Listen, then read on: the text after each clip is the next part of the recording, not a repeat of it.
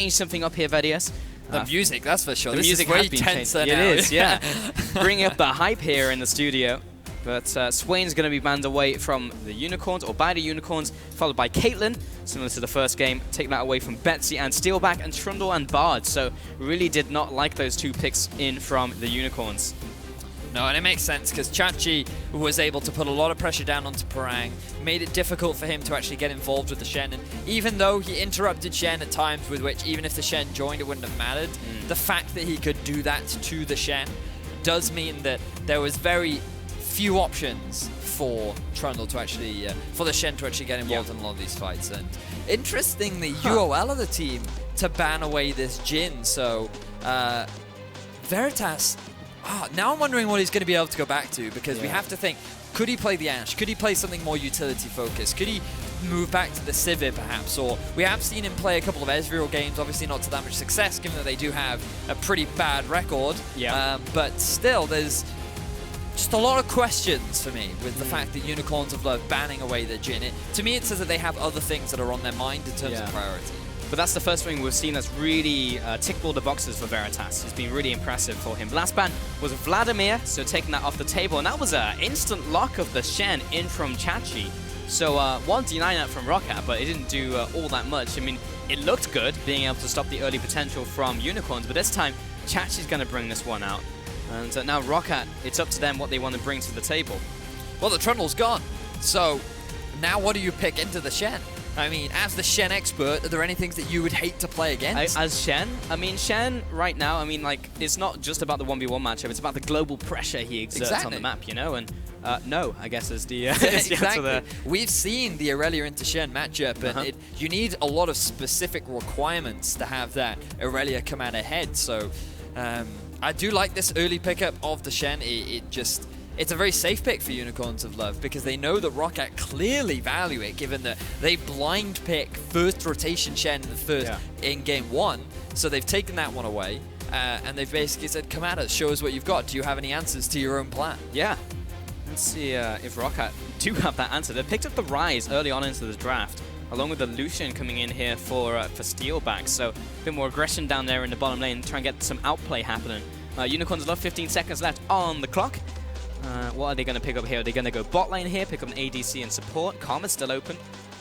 So what I actually find interesting about this Ryze is the fact that we've seen more teams let it through.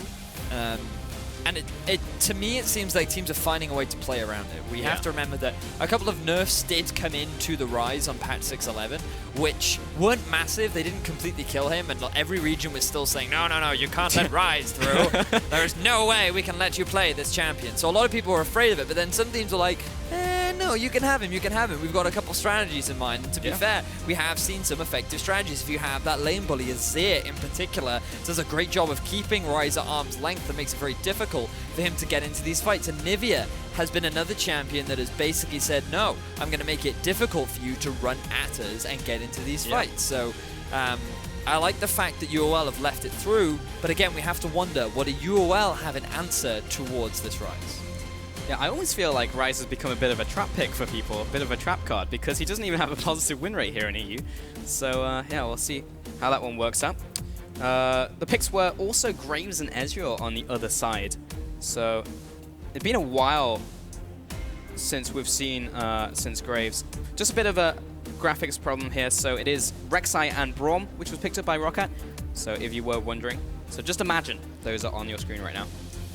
Yeah, just imagination. Just picture, use the power of imagination and friendship. But anyway, the I like that tribute to Yorick, given that it is his birthday. Yeah. But anyway, the Graves and Ezreal. Let's talk about the Graves and Ezreal, because Graves, as you rightly said, has fallen out of favor just a little bit, largely because he doesn't quite have the same early game power that a lot of other junglers possess.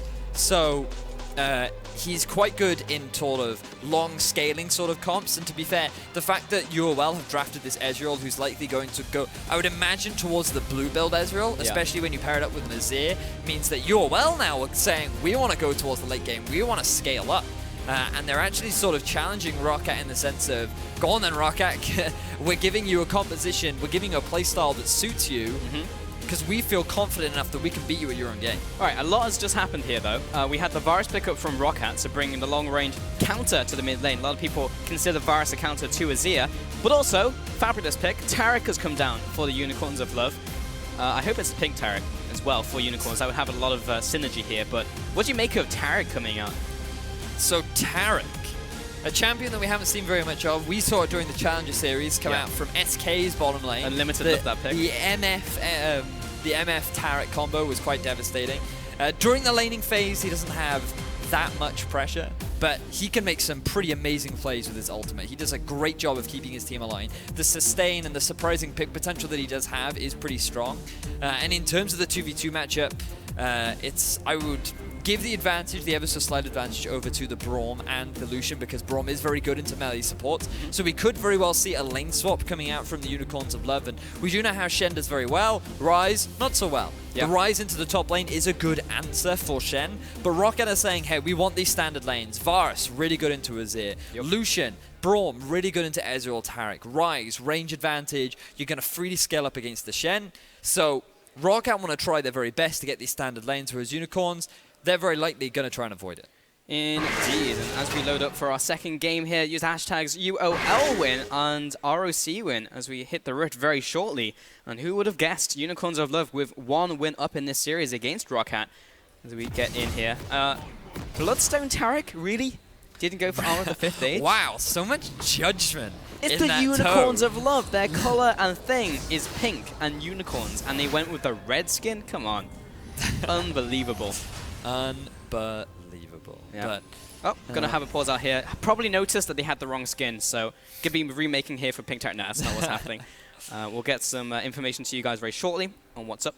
So this gives us an opportunity to talk a little bit more about the comps, because obviously a lot happened during Champion Select, so indeed, all these interesting picks coming out. So let's just have a look at this. Rockat, they have the Varus, they have the Lucian, and initially you're thinking, oh, they're actually a pretty good poke composition, but then I'm wondering where the Ryze fits into all of this, because when you have a poke comp, typically what you want is a solid front line, right, for your poke composition to hide behind, but also it acts as an engage tool. So you're basically saying, we're going to poke, poke, poke, poke, poke, poke, poke, and then what we're going to do is when you're low, we're going to force a fight, because you're too low to fight back, so you're going to try and run away, and then this is great for us, because now you're in a sticky situation that you can't do anything about. But Ryze does not really offer that.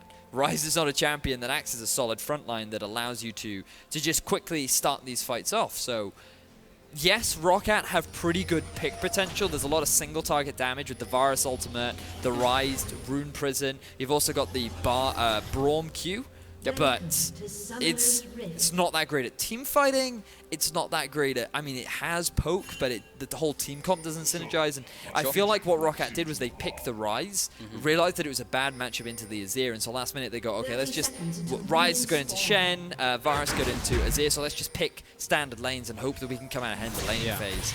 So, not personally a massive fan of the draft from Rockat, whereas Unicorns of Love, good on team fighting, really good at kiting, very well rounded, very much about the mid to late game. And I feel like honestly, Unicorns of Love have come out ahead pretty significantly in the draft. And also to keep track of is the lane swap if we get one to start this one off, because Unicorns of Love would like that lane swap to go down. Chachi would be fantastic in that lane swap, and try and get Hylissang and Veritas out of that 2v2. So do of course have Veritas and Hylissang heading to the top side. And this is going to be read by Rockat. They didn't get a lot of early information. They just put wards down the river. So instead, we're going to see the dual lane and bot lane. Exileh is making some bird noises. And we will see this 1v1 in the mid. So my question to you, Vedius, is why didn't Rockat try harder to get standard lanes? You'll have to ask Rockat that, I'm afraid. Because, I mean, it should be relatively obvious that the swap was coming out, but Ryze, what he's trying to do right now is get some deep vision down onto the red buff, because you want to try and push Unicorns off this red, you want to take them away from the strong half of your jungle, and the fact that Unicorns actually initiated this, yet they're not trying to get this deep vision down, I think is a big mistake. You can see Hylissang coming in very late to the party, means that Airwaks and Parang have already completed a camp. They're also going to get themselves a Raptors, and this is actually going to take a lot of jungle away from moves. So, yes, he's going to get the red buff, but he's not going to get all that extra experience, and he is going to be a little bit behind Airwaks in the early game. Sad days. But mid lane, we have Varus. As we mentioned in Champion Select, let's consider the counter to Azir. Is able to outrange him, put down that long-range poke. He and Azir, he and Vel'Koz rather, big picks in mid lane against the Azir. But standard lane swap, not too much to really write home about here, Vedius, and we'll see how this transitions into the mid game. And of course, Rockat do want to try and get a little bit later into this game, but Unicorns of Love also, as the draft went on, picked up later scaling champions. So I don't even think they're going to be that upset if we get later into the game against Rockat. So it's really down to see if this red team can execute on their composition better than Unicorns, but they made a lot of mistakes last game that wasn't expecting really to see from them. Yeah, but I do want to give praise to Unicorns of Love though for also setting up those plays. Hylissang as well, big part of that. Hylissang in particular. So right now, Rockat and UOL pretty even in terms of the actual setting up for the lane swap. What you want to do now, if you're the support, is move up towards halfway through the lane, get the ward down, identify who's coming back. There is a Mountain Drake, but unlikely that either team will go for it. What we could see from Unicorns of Love is they return back to standard lanes. You have your bottom lane in the bottom half of the map. You then have Shen soak up as much farm as he can in the top lane. And then what you do is you push up to that tier 2 turret, tier 1, sorry, turret in the bottom lane, and then you can quickly rotate around and pick up that Drake because you're now on the strong side of your map. And getting that Mountain Drake very early on is great because it works towards the potential of 3 Mounted Drakes, which then increases your turret taking potential, your objective taking potential, which is great when you have this long-range poke sort of siege situation of Azir and Ezreal. So Mountain Drake going to be very valuable for Unicorns of Love. But what I am worried about is Exileh on this Azir, because we've seen him play it in the past. It's not an assassin. It's very much a control mage. Your positioning is very important. And speaking of positioning, he's a bit far up this lane right now. Yeah, Airwaks comes in, and Exileh's having to burn the very early flash. So, yeah, not a lot invested by Airwaks other than time. So he's pretty happy with this result. Also going to help Betsy just push it in. A couple Queen's Wrath auto attacks will help Betsy just push it in and back off. So we'll gain a small CS lead over Exileh as they will have to take the long path back to mid lane. Of course, never picks up teleports, so won't have that one. Here comes the TP out from Chachi to push down the bottom lane. And we'll be able to push this one away. So 1-to-1 towers so far will also be traded to 2-on-2 towers. Yep. So identical setup from both sides. And the big objective will be this Mountain Drake. It wouldn't surprise me if Unicorns of Love decide to pick it up. And now what we'll see is very much just the same on both sides. Yeah. So the bottom lane pushes towards Rockat, Parang catches it, then pushes back. Meanwhile, on the top half of the map, it pushes towards Unicorns of Love, and then you just collect back and forth. You have this ping-pong scenario where you basically wait for one of the two top laners to teleport at the wrong time or Shen ult at the wrong time to really shift the game in a certain direction. But with the Mountain Drake now being started off by Unicorns of Love, they're going to scale nicely towards that mid to late game where they're going to have good objective control. Good to know. And there's Unicorns of Love priority on the Dragon. You mentioned the reasons why they want to pick it up, and now they will secure it. So pretty happy with how this one's starting off. And only 6 minutes into the game, so pretty good for them. Betsy going to be opening up onto Exileh in the mid lane. Flash comes out from Airwaks, but response from Exileh.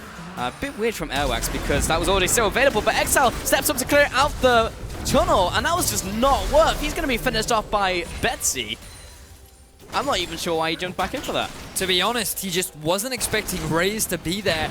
With this lane swap setup, you would assume that the support is now going to return to the bottom half of the map, but he doesn't need to. There's no turret left for him to take. You can just have the AD carry sit in that lane and just soak up all the farm or push up the wave. And to be honest, it was just a misread of the map coming out from Exileh. He was forced to use his cleanse from the ultimate from Betsy.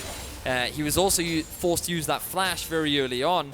And now we're basically seeing what Move did in Game 1 from Airwaks in Game 2. And the problem for Move is he can't reciprocate the same sort of early game pressure because he's playing that Graves, he's playing that champion that takes a little bit longer to scale up. So big misplay from Exileh, giving over first blood to Rockat. Hylissang, he's going to try and make something happen in the top side, but Parang had already sniffed out the gank coming in, so he's absolutely fine with this. And Hylissang will go back to his laning partner. There is a pink ward, but he's going to miss it this time around. He'll get it later, I'm sure. Mid lane, though, because of Betsy's aggression in the early game and Betsy's ability to have picked up that kill with the help of his team, He's got that kill over Exileh, and he's got 2 waves over him. And Airwaks is coming back into mid lane, and he interrupts Shifting Sands, so Exileh has to burn his ultimate. Betsy, great follow-up, and now he's sped up as well from the passive, which will pick up an easy kill onto Exileh. This is all going wrong. It certainly is. Exileh giving away another kill. Move is not providing any support in the middle lane, and Chachi, he's overextended in the bottom half of the map, taking a lot of damage. Airwaks is here as well, and that's just going to force UOL away from the turret. But meanwhile, in the top half of the map, they're just bounding down onto this turret. They're not going to be able to take it quick enough, and Parang is just going to be able to soak up all this farm. This will cause major issues for the Unicorns of Love, having a fed Varus on the opposing team. Such a good start to this one. Move in the bot lane, kind of filling in the shoes of the ADC, but unfortunately Graves not really using that role anymore, or ever. Past the rework, but Veritas, he was pushing in the top wave against Parang, and he's still fine. Rockat, though, see if they can leverage the how strong Betsy is right now, because he's already way above Exileh in terms of itemization and power. Hylissang and Veritas were trying to take away this red, but Parang does react in time. So what do Unicorns of Love do from here, Vedius? Does he just have to try and shut down Betsy, or because Varus will have such a big impact in the mid game? They need Chachi to get 6 first, because once he's got that ultimate, the pressure from Rockat in the mid lane has to be alleviated, because you always have to be mindful of that Shen ultimate just ruining your gank, especially if move suddenly comes around the corner. It's like, oh, 1v2? No, 3v2 in our favor now. So Chachi needs that 6. He has just hit it. So it was smart from Rockat to abuse the window that they had between 1 and 6. And given the lane swap, it obviously delays getting to that level 6 a little bit longer for your top laners. So smart from Rockat, like the early game pressure. The question is, you know, as you said, for Rockat, how they keep up this pressure, because we've seen them have an early game lead in the past and throw it away. Whereas Unicorns of Love, they're now on the back foot. They need to figure out a way to get back into this game, and that is trying to make a play with Chachi. You be over-aggressive. You create these numbers advantage, because Parang doesn't have his teleport right now. You have a very small window where you could try to force a fight. I mean, if Exileh just goes in now with his ultimate, Betsy has no summoner spells, they could look to pick up a kill. Trying to force these plays then and there is what you need to take advantage of, and UOL just needs to be a little bit more proactive and willing to take these risks. Yeah. I mean, they were taking them in game 1. They were really putting it to Rockat, but Rockat have this pretty strong gold lead here. What's up? But also remember that UOL also have a scaling combo. Exileh, he's going in. He's going in as the ultimate. Veritas, everyone's going in the mid lane, but it's Betsy on the receiving end to start this one off. Ryze is going to come over the ultimate, but there's the double kill for Move. Parang does not want to be here anymore. Pops the ultimate, desperate power, flash away. And that very rapidly went wrong for Rockat. So there's the play that we were just discussing. You needed to be proactive if you're Unicorns of Love. You throw the Shen ultimate down onto Exileh. He dives in with the ultimate, gets the knock-up onto Betsy, who does not have any summoner spells available, and they get themselves a kill. Rockat tried to respond, but because all 5 members of Unicorns are there is no way that they can turn that fight around, and now Unicorns, they're pushing onto this tier 1 turret in the mid. Finally, Rockat are able to clear out this minion wave, so Unicorns at least won't pick up that tower, but just take a look at the setup. Everyone is in the wings ready for a fight to erupt. Everyone's waiting for the play. Rockat want to go for the dive, but UOL, they're just a little bit quicker on the trigger. And then because of that Shen ult combo on top of the Azir, there's just no response from Betsy. He's too far away from his team for them to collapse fast enough. And not only do they get the teleport out from Parang, but they get the heal out from Steelback as well. The flash is gone from that Ryze too. So many good things going in favor of Unicorns of Love right now, and this composition is where it wants to be. You're not falling too far behind during the laning phase. Yes, that Exileh, he went 0 and 2, but his team is compensating for that by helping him out and putting as much pressure down to Betsy as they can. Yeah, now 2 and 2 in this game. Unicorns of Love got a pretty good track up until the late game here, and I was just about to say, oh, gonna hold that thought for a second. Chachi comes in, flash dash onto Betsy, collateral damage from nowhere, but Chachi is locked up under the tower. A lot of return damage in from Betsy, so was able to get out of that 3-man gank. Ryze also coming up the mid lane.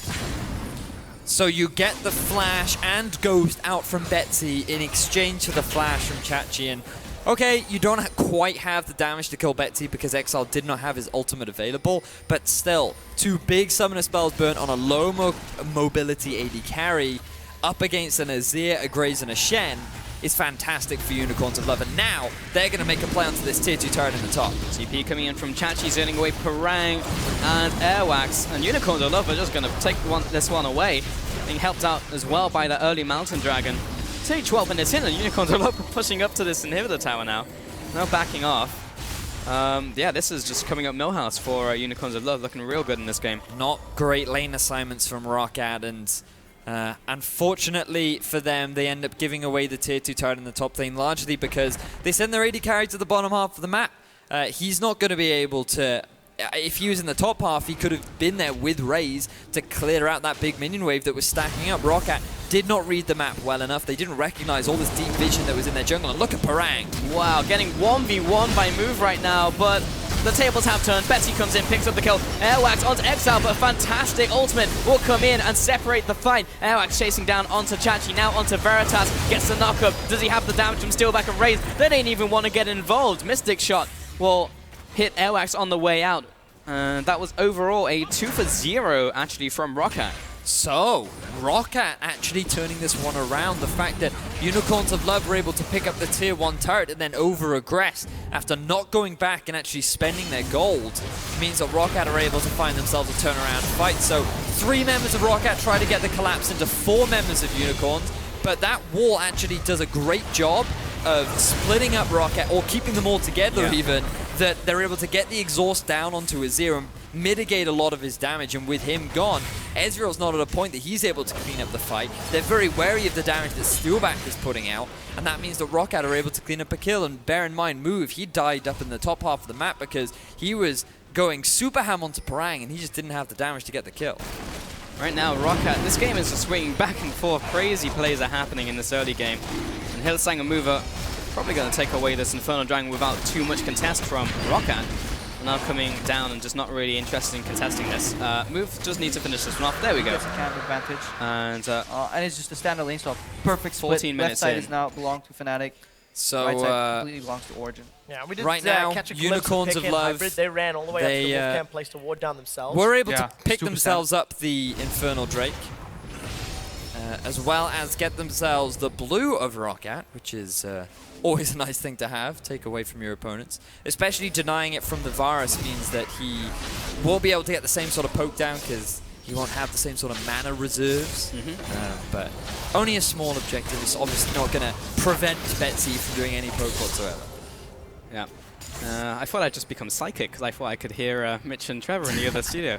Maybe I've just developed psychic abilities, but either way, Rockat's pushing down the bottom lane here, and Move is taking away this pesky pink ward that happens to be in his jungle.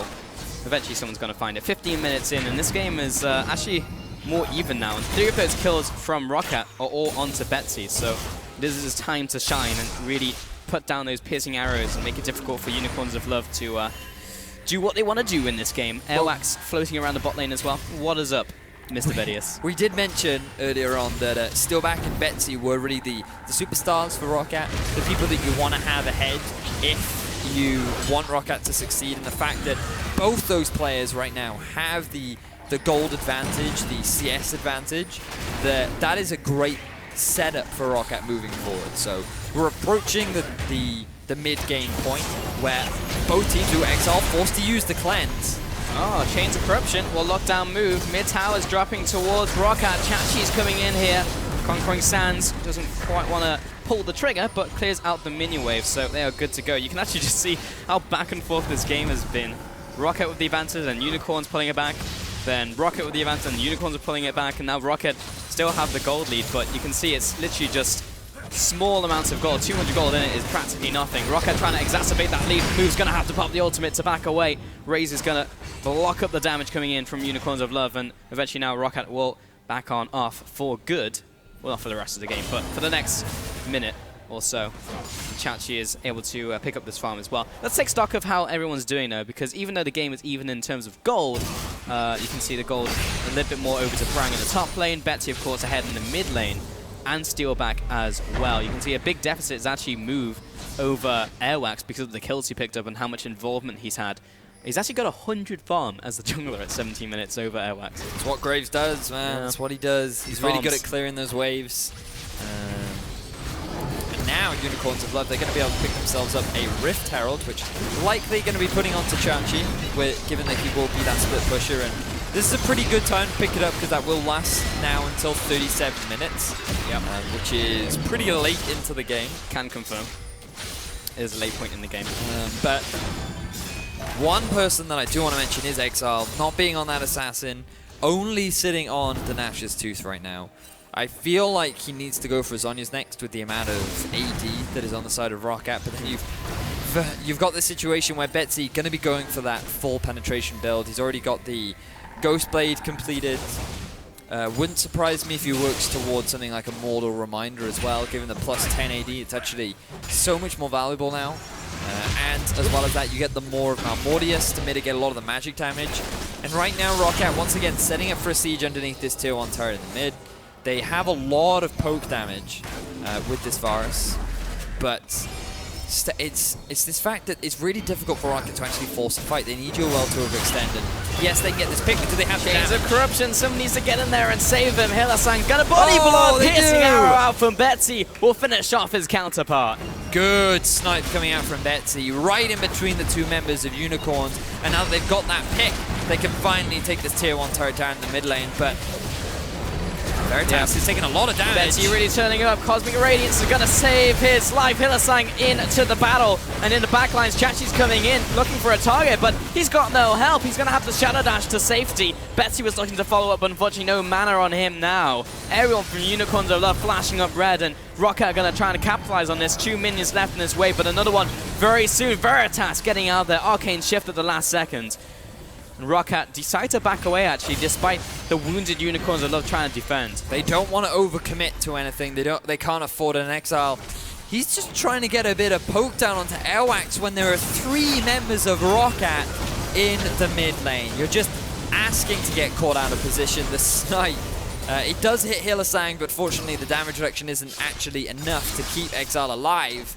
And that results in another kill going over to Betsy. Just Exileh, we've talked about him so much. When he doesn't get this LeBlanc, he just does not seem to be in a point of comfort, because he's now 0-4 on the Azir. His positioning has just been so questionable, and that's the most important thing when it comes to Azir. You need to manage your soldiers efficiently. The use of your wall is very important, and you are this control mage. That's literally your go-to thing. And if you're constantly playing on the front line, constantly playing over aggressive, you're going to get punished for it. And he has been punished multiple times in this game. Betsy, though, has been really turning up on Varus. Even though he got ganked once in the mid lane, he's picked up 4 kills, and a lot of those were really set up from him as well. Great Chains of Corruption, being pinpoint accurate on those Qs, and that would have been very close to finishing off Exileh, but he did manage to shifting sands away to safety. Next dragon is now alive. It will be the Ocean Dragon.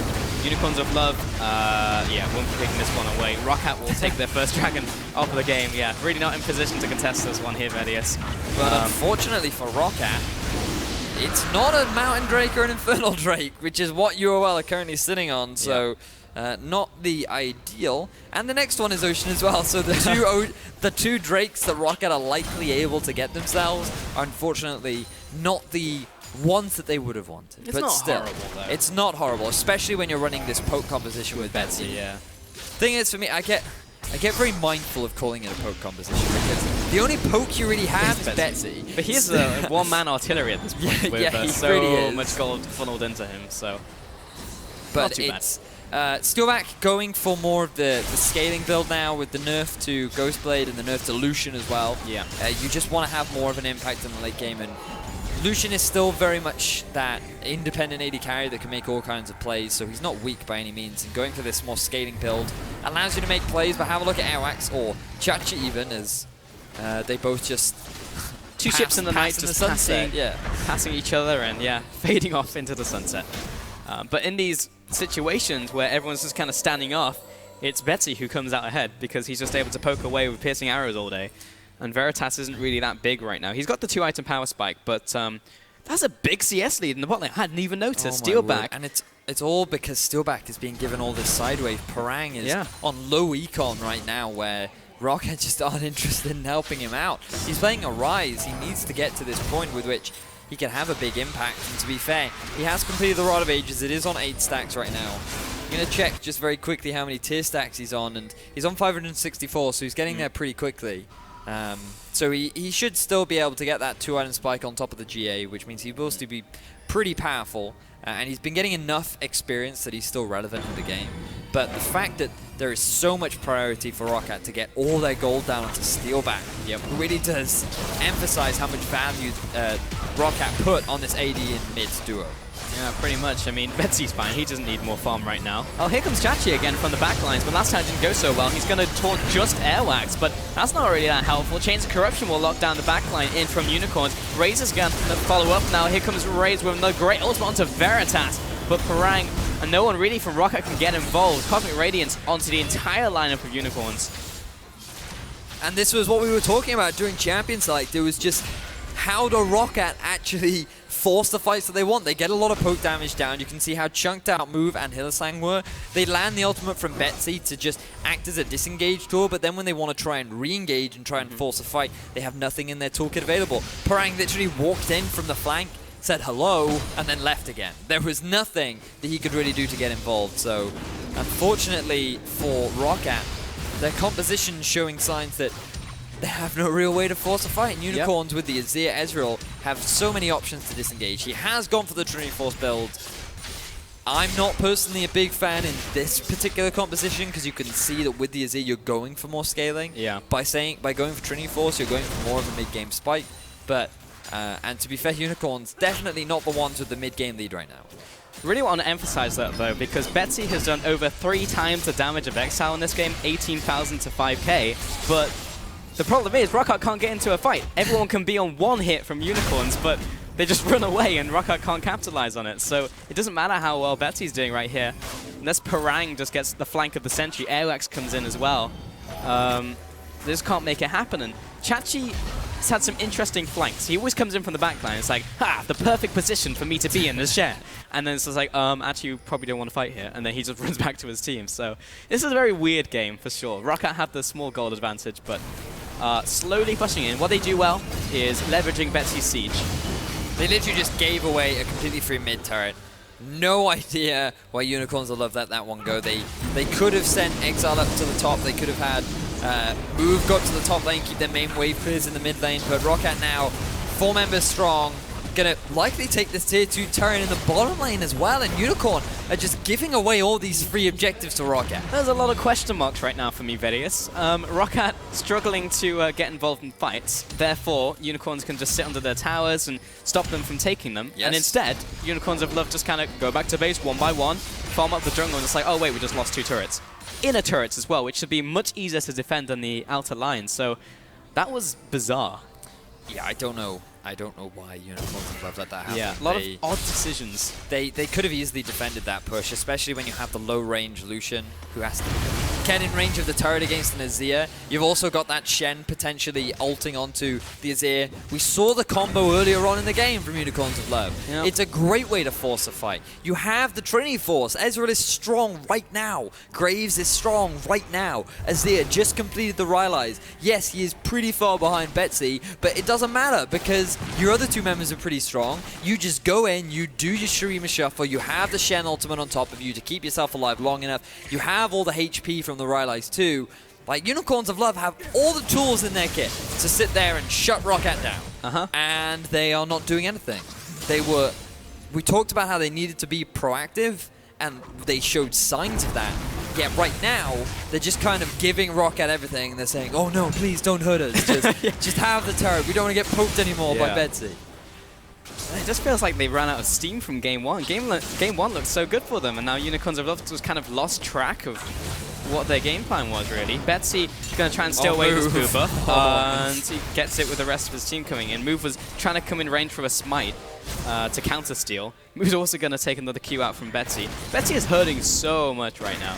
Each of those Qs is chunking people massively, but 3 items. Yeah, but while we've literally said this time and time again, like Rockat should be able to land this poke, but then not get the engage down. But Unicorns of Love are just kind of giving Rockat a chance. It's just like, here, we know how your composition struggles, so we're just going to help you out real quick.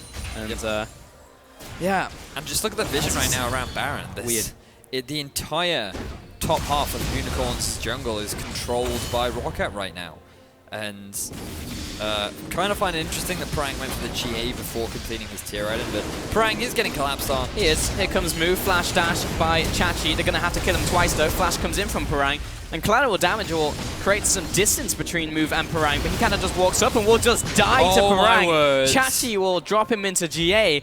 He will come back up with part of his health bar remaining, and Chachi is going to slap him away with these, I don't know what they're called. He's going to kill him eventually, though. Twilight Assault is going to be slow. No Parang! Okay, he's dead. That was way closer than it should have been. Certainly was. So much lifesteal, and now Rockat with 2 members of Unicorn to the bottom half of the map. They're going for the Baron. They are. Rockat with 3 members here. Betsy trying to zone them away. Hylissang dropping low, but Cosmic Radiance is coming down. Chachi into the fight. Betsy's going to fall to Exile, but the Cunning will finish him off in from Steelback. 3 for 2 overall. Who picked up the ban? It was Rockat. But bear in mind, it was 3 for 3 because Parang ended up getting a kill onto Move down in the bottom half of the map. So overall, big win for Rockat. Only 2 members did get the Baron, but that's more than enough to be able to break into the rest of the base. So you can see the Rockat in a 4 versus 3 situation. Betsy just getting as much poke down as possible. Don't like that ultimate from Betsy. He got a little bit greedy. He used it way too preemptively, and if he'd had it then, he could have got a kill down onto Exile. But unfortunately for Unicorns, they have no jungle smite. They have no way to steal away this Baron. Betsy ends up getting killed off on the side from Exile, and that's the problem that you have when you actually get into a DPS battle with Azir. You're never going to come out ahead, simply because he just does too much damage when you're standing in range of his soldiers. But still, Rockat, they can be pretty happy with the fact that they picked up the Baron. Parang can be pretty happy with the fact that he was able to get a kill on a 2v1. Nearly got 2. Yeah. And if he just had that cooldown, he definitely would have been able to pick up the 2 kills. But overall, good execution from Rockat. And this is good stuff from that. It is, but this is a messy game. Like, both sides are making a lot of mistakes, and some are being capitalized on and some are not. And it was kind of a comedy of errors between the 2 mid laners, because Betsy misses the ultimate, Exile tries to punish him, also misses his ultimate, and then eventually they just both die. Parang's in this 1-on-3. He made the 1-on-2 work, but this time too many people were chasing him. Ryze is coming in here with Airwaks. Betsy doesn't really want any of this. Chachi is going to get the taunt down onto Airwaks. Ryze is going to help him out. In comes Veritas and Exile. The chains are spreading, and that's the end of that chapter. Steelback will take out Move in the middle of nowhere. What's going on, Vedius? I have no idea what just happened there. Parang dying randomly in the top half of the map. The rest of his team isn't there, and he just gets caught out by 3 people. And then Move also randomly dying to Steelback in a position where he just should not have been. And Rockat not properly using their Baron to break into the base. UOL clumping together to come up with whatever strategy they can to find some avenue back into this. And it's just a mess, Pulse. It is. It is a pile of baloney. That is what this is right now. There's spaghetti all over the floor in this game. 30 minutes in. All right, let's take a look. I'm going to actually track Move and what the hell he was doing. So just look at the minimap. Parang is pushing because he thinks he's safe. And, okay, so Unicorns right now could have just pushed down mid. Instead, they try to help out Parang. When they finally get to Parang, he's already lost his life. And then they realize, oh, wait a minute, we can't force a fight because we're now in a 4 versus 5 situation. And then Move is running top. For no reason at all, Move is moving away from his team. And he ends up just dying Steelback. I don't know, Pulse. There were many questionable decisions there. I was following Move there, and he thought that his team wasn't going to be able to get out alive, so he moved upwards, and he had no faith. If he had just gone to the rest of the team, he would have run down and survived, but he was just like, nope, I'm out. I'm going to try and survive while the rest of my team dies. And then he just got picked off. So, yeah, moment of indecision and just making the wrong choice there will allow Rockat an even further gold lead. Chachi's going to E over the wall. Here comes Ryze, though. Glacial Fissure comes out, and Steelback is going to chase down Chachi. A lot of damage coming in. We'll get the stun off, and we'll finally take him out. Move over the wall. Going to blast him away. The collateral damage. In comes Exile, looking for 1, looking for 2. But Steelback's going to go big and find the double. Meanwhile, Hylissang's coming out. Airwaks is into the base of Unicorns of Love, but he's going to cut off the retreat from Hylissang. Will the ultimate come in time? No, it will not. And Veritas will not really benefit from the Cosmic Radiance. 4 members just died from Unicorns in what I really can't call a team fight. Rockat are now chasing the top lane down. Veritas is the only one who is alive. Rockat are going to get this inhibitor. They are going to continue to push. Airwaks is going to come back into this fight. And he may just close out the game here, Vedius. What is even going on? Chachi's going to not do anything. He's dead. Parang's going to go onto the tower with Steelback. Nexus turrets fall. Nexus dies. Rockat are just going to pick up the win here. I have no idea what just happened. So, Rockat are able to close that one out in what was A goofy game. a goofy game. Yeah. I think goofy is the best way to describe it. I do want to give praise to the early game of Rockat for Betsy in particular. Airwaks put a lot of pressure down onto trying to get Betsy ahead. And I think the fact that they did get the counter matchup was very beneficial for Betsy because they punished quite heavily to be honest, the lack of experience that Exileh seemed to demonstrate on that Azir. Yeah. So, it was messy as we got later into the game because, I mean, there were highlight moments where Parang getting himself the 1 kill and a 2 versus 1 in the bottom lane, then Unicorns of Love being very smart and saying, hey, let's go get the Baron really quickly. Yeah. There's no way in which they can respond. And the fact that they used Betsy to get a lot of these picks, get a lot of damage down underneath these turrets was smart, but just so many errors as well. Just the way in which they used the Baron, their draft was highly questionable. I mean, that Ryze did nothing. Other than that play in the bottom lane, that Ryze literally had no impact in that game. Yeah. And Steelback did a great job on Lucian. 5-0 and 2 was his final score. Yeah, a lot of cleanup. But it was... I wasn't happy with the draft. I didn't like the fact that Unicorns of Love didn't make proactive plays when they had so many tools in their kit to do it. The itemization as well, if Veritas had gone for more of the kiting style, then they could have stalled out for a lot longer, especially given that Rockat had no way to actually force an engagement. Yeah. There are big question marks right now, especially seeing as Rockat lost game 1, and they look like a 4th place team to me, like just last week. And now they're struggling against Unicorns of Love. This should be a team that is firmly in 10th place. That is what this team should be. But they should. They're taking games off of Rockat. They're forcing Rockat to have to work to actually win a game. And I don't know, Pulse. I'm worried for both these teams right now. I am too. It definitely was a worrying trend opening up here, but as you said, I mean, this game was just spaghetti, right? Like, it just didn't make a lot of sense. First game was actually really good, I felt. Pulse. It was baloney. It was baloney. I just want to take a look at the damage dealt, because Betsy had 35,000 damage dealt That's in to that be game. expected. That's to be expected. The next highest was 13,000, though, coming in from Ezreal. And it was just like, if you could see this, he's literally dwarfing everyone. And he had a really good game. He is definitely my player of the game. But it shouldn't have worked like that. That shouldn't have been the way that Rockat won that game, because they shouldn't have been able to take towers. They shouldn't have been able to capitalize on Betsy so easily. With Unicorns of Love, it was specifically that moment in my mind where Unicorns of Love just gave up middle tower and bottom tower for no reason. They just went back to base at random times and just let Rockat get away with this win. So the thing about this draft, right, is you early pick the Shen. Yeah. There are no answers to it. You have the Ryze. Okay, I can understand where you'd pick the Ryze. You have 2 scaling, and eventually Ryze is going to get to a point where he does outscale the Shen. I mean, it's Ryze. If you have standard matchups. So Rockat should have done whatever they could in the early game to force standard lanes. Yeah. Because that is what they want. They have the Lucian Braum, really good into Ezreal Taric.